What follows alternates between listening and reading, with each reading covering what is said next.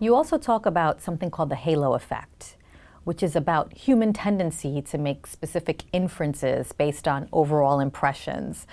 Tell us what kind of consequences this can have for an organization, both positive and negative. The halo effect is very relevant to business thinking because, well, let me start by just very quickly defining what the halo effect is. It's just human nature in all walks of life to associate very positive characteristics to people or organizations that are very successful. So, for example, if you were to find a company that was doing extraordinarily well and ask a random sample of employees and managers in the company to characterize the CEO, is he or she visionary, decisive, great communicator, et cetera, the overwhelming tendency would be to be biased towards giving positive, subjective ratings to the company that's doing well.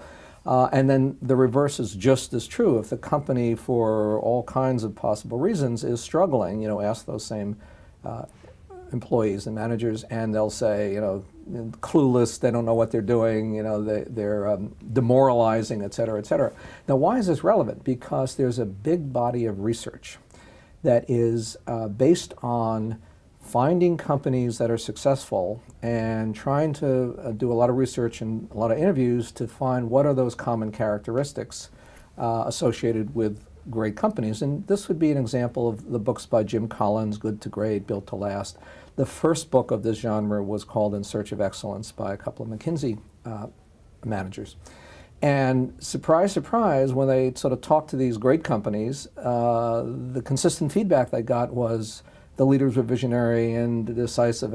And then when they talked to people in the bad industries, they got exactly the opposite. So basically, in essence, they were suggesting that, the causality, that if you are these good things, then great things will happen. But in fact, it's always kind of correlated that way because of human nature. So you're really not proving what really explains it. So the halo effect's a very important trap not to fall into. And I'll just give you one more quick example because it really brings it home.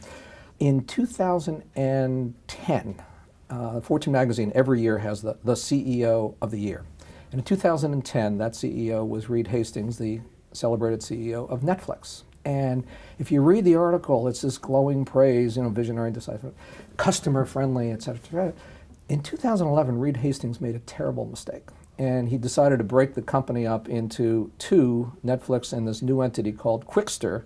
And he was demanding that all customers have to, if you still want to get both DVDs and streaming video, now you have to have two separate accounts.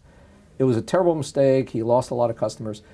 And the articles that were written a year after he was the CEO of the year were, he's clueless, he's arrogant, he should be fired. It's the same guy. He made a mistake. Humans make mistakes. So there's an example of the halo effect. How do organizations sort of overcome that or make sure that they don't fall into that trap?